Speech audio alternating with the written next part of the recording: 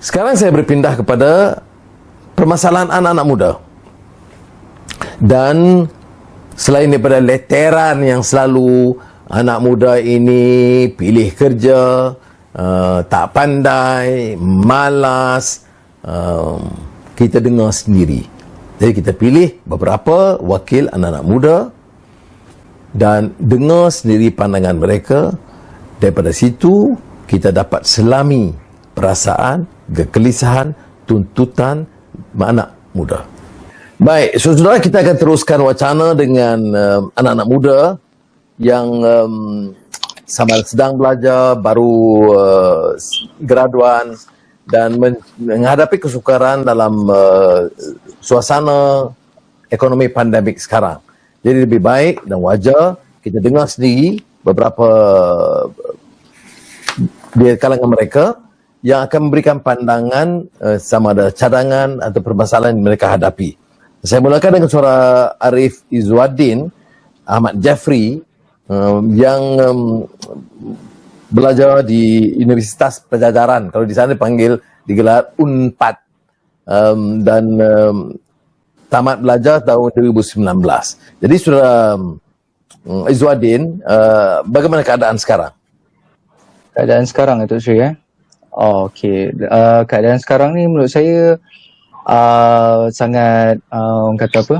Sangat mencabar di mana kita berhadapan dengan pandemik yang belum pernah berlaku dalam sejarah manusia moden lah. Dan di mana itu sangat mencabar dari segi sebagai lulusan fresh graduate daripada luar misalnya untuk mencari peluang pekerjaan especially di Malaysia.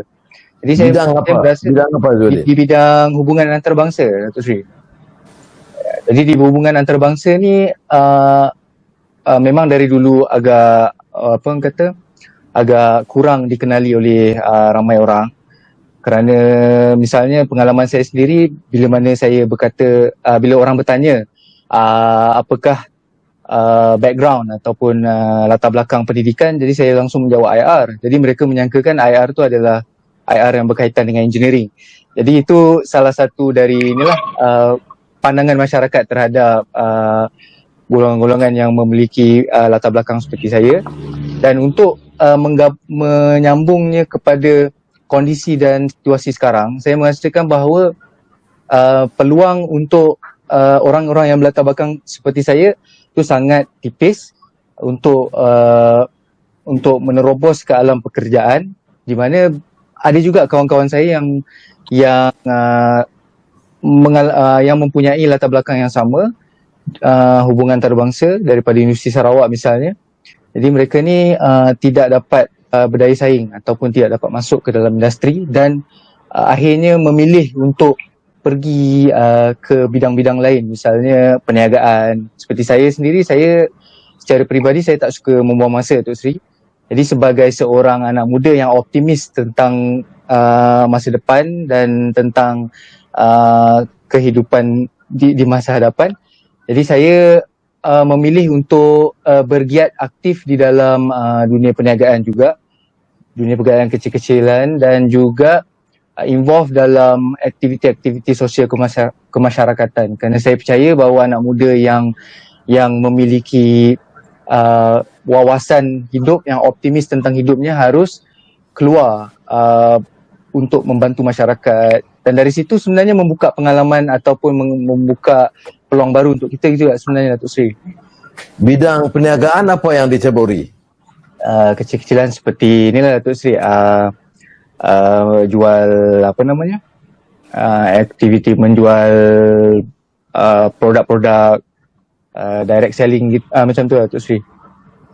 Boleh tahu supaya mana tahu saya boleh beli. InsyaAllah boleh. Karma, Datuk Seri. Tapi maknanya yang ni saya tertarik lagi pandangan Zuhadi kerana kita harus lebih optimis ya. Tidak harus menunggu. Memang ada masalah, memang ada pandemik, memang ada keterbatasan, kekangan, tetapi harus cari jalan dan ruang sedaya upaya untuk perbaiki. Terima kasih. Saudara Ami Ashrani. Ya, saya, Datuk Seri.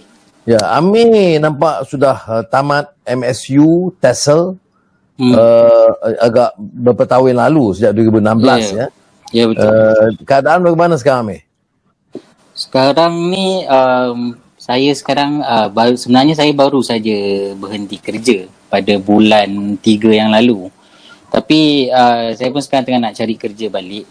Cuma masa tu agak tidak kenalah sebab saya berhenti kerja betul-betul seminggu sebelum PKP tu dijalankan. Dan seperti apa yang sahabat saya cakap tadi lah, Izzuddin Arif cakap. Jadi masa sekarang ni masa yang susah untuk cari kerja. Dan apa yang saya boleh gambarkan sekarang ni, salah satu saya sebagai anak muda, kami pun ada hasrat juga. Bila orang bercakap kita untuk cari kerja, kami nak cari kerja yang sebenar, maksudnya yang bersesuaian dengan kami dan kena dengan kelayakan kami.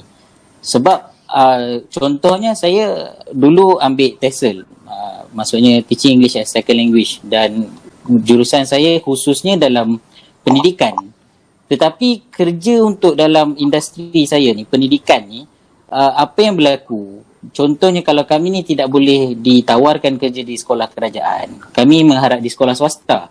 Tetapi sekolah swasta sekarang ni mereka lebih mengharapkan cikgu-cikgu daripada luar. Maksudnya mereka mengharapkan native speaker lah untuk mengajar bahasa Inggeris kepada pelajar-pelajar di sekolah swasta. Jadi dekat sini hasrat kami anak muda hanyalah kami nak kerja yang sebenar, kerja yang boleh berkembang, maksudnya kami boleh naik pangkat ataupun kami boleh ada kenaikan gaji dan tambah kemahiran kami. Bukannya, saya faham sekarang ni orang cakap solusi kepada tak ada kerja ni adalah ekonomi gig. Tapi kita sebagai pekerja, perkembangan tu tiada. Maksudnya kita gaji pun akan ada naik turun. Tapi industri tu memanglah naik. Cuma saya sebagai yang bekerja dalam ekonomi gig tu nanti pendapatan pun tak sama, tak setiap bulan berlainan pendapatannya.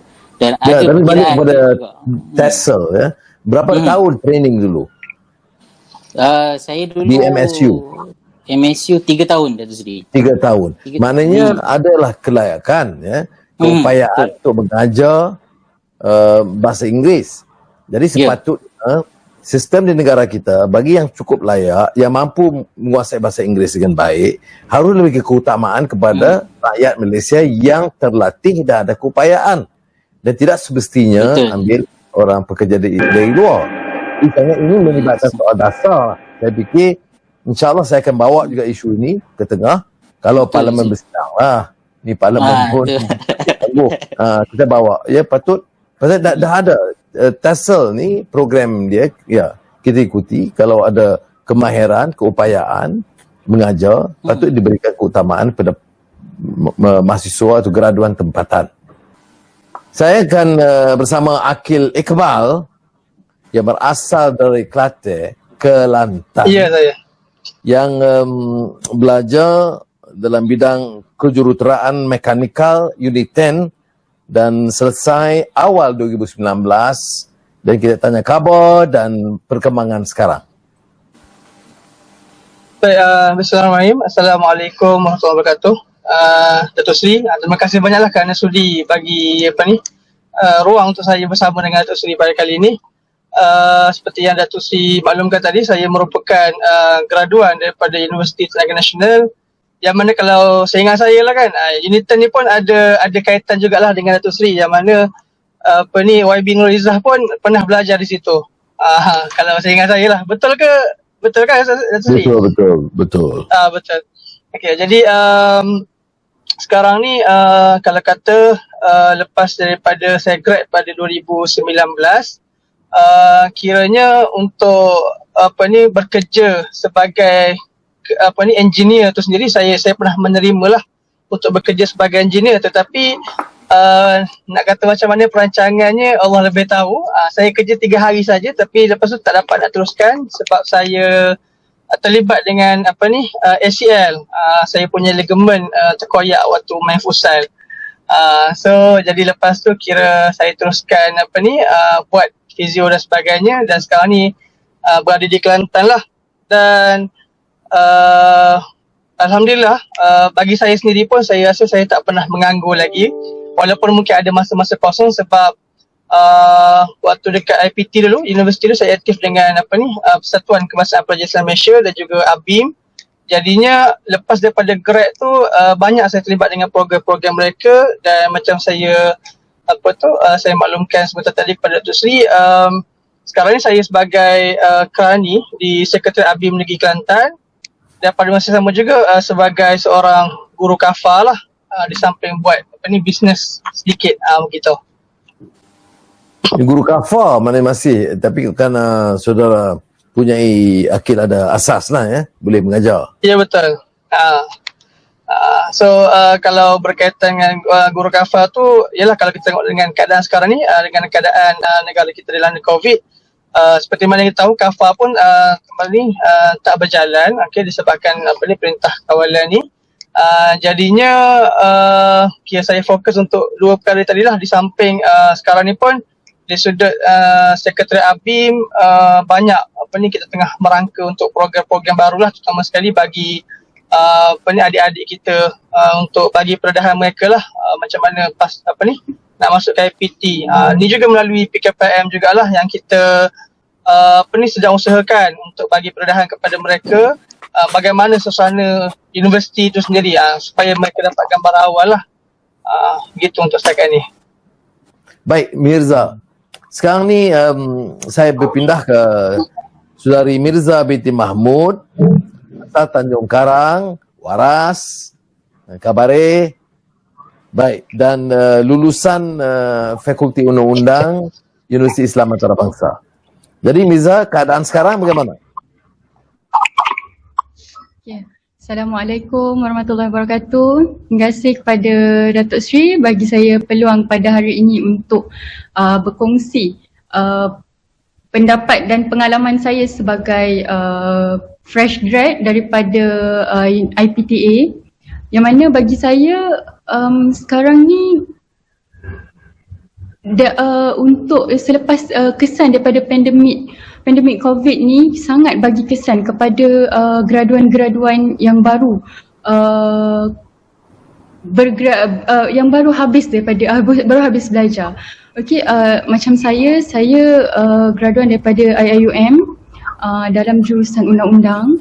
Saya telah bergraduasi pada tahun 2019 awal tahun. Kemudian selalunya bagi pelajar undang-undang kami akan teruskan dengan latihan dalam kamar, yang mana kami akan bekerja di sebuah legal firm, firma guaman, sebelum boleh didaftarai sebagai peguam bela atau peguam syara. Okey, jadi selepas saya habis graduate daripada UIA, saya terus sambung pupillage saya di firma guaman. Kemudian selepas habis awal tahun 2020 ni saya habis sebagai pelatih dalam kamar, dan sekarang ni saya masih lagi dalam proses untuk mencari kerja sebab selepas terjadinya COVID-19 ni banyak kesan terhadap saya sendiri, yang mana untuk mencari pekerjaan tu bukan sesuatu yang senang atau mudah. Sebab kalau sebagai contoh lah, saya bagi contoh, kalau saya cuba cari pekerjaan di mana-mana tempat, vakansinya cuma ada satu, tapi applicant yang memohon pekerjaan tersebut ramai. Jadi saya sendiri terpaksa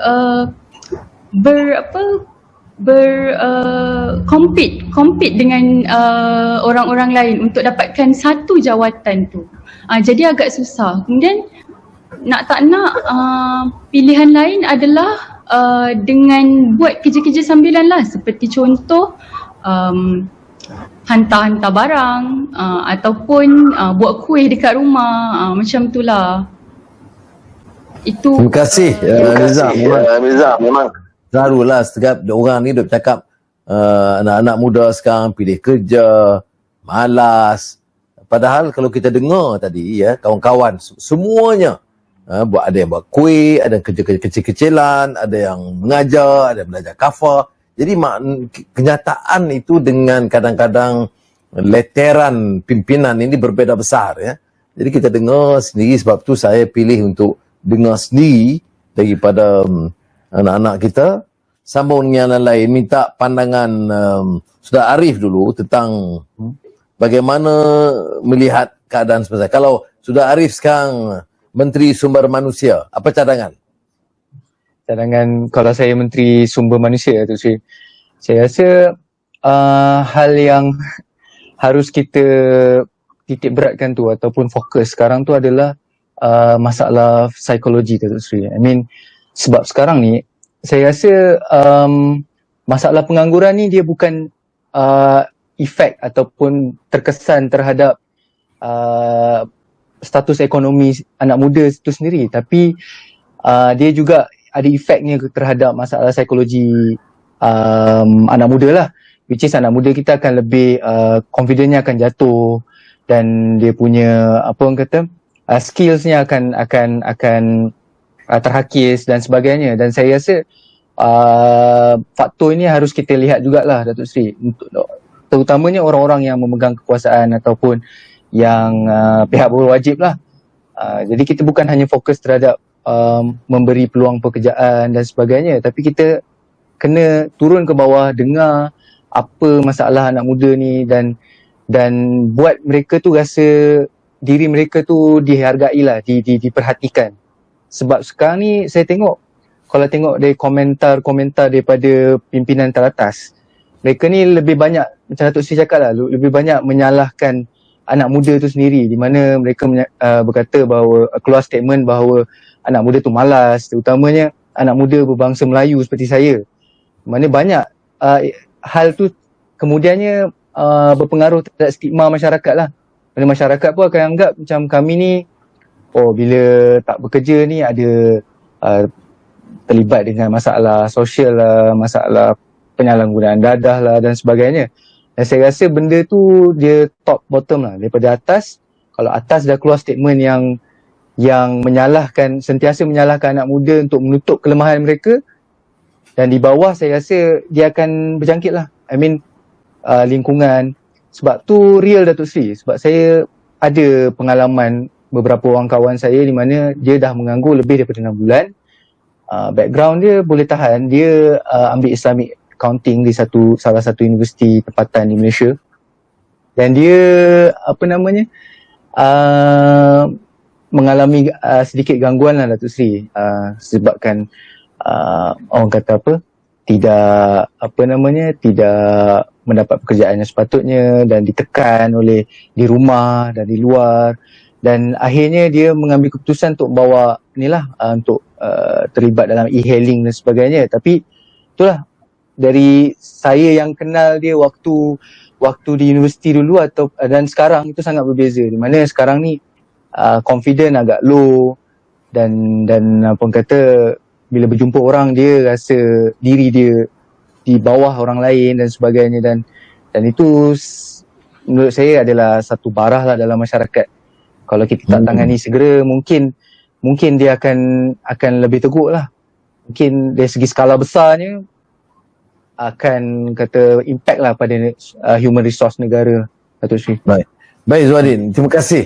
Ingat dua aspek yang penting. Pertama, kita salam kat dia, bagi tahu pandangan jumud,